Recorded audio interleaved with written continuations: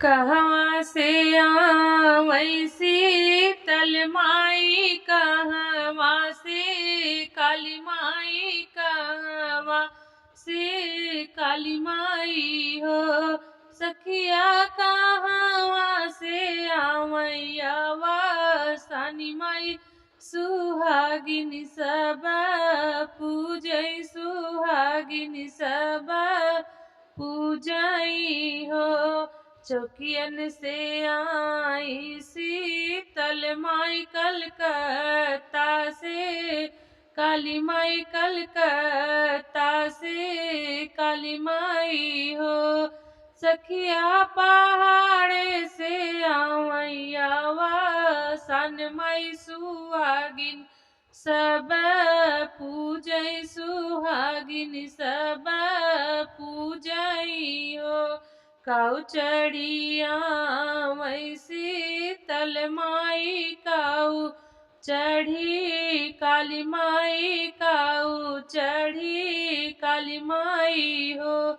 सखिया काऊ चढ़िया मैया सानी माई, सुहागिनी सब पूजै, सुहागिनी सब पूजई हो। रथ चढ़िया वै शीतल माई, हाथी चढ़ी काली माई, हाथी चढ़ी काली माई हो।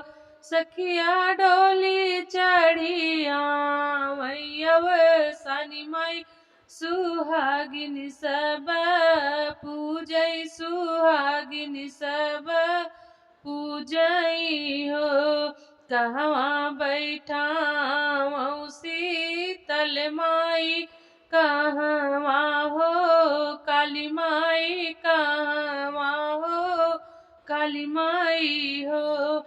सखिया कहवा बैठावै सानी माई, सुहागिनी सब पूजै, सुहागिनी सब पूजई हो। चौरी बैठावै शीतल माई, मंदिर काली माई, मंदिर काली माई हो।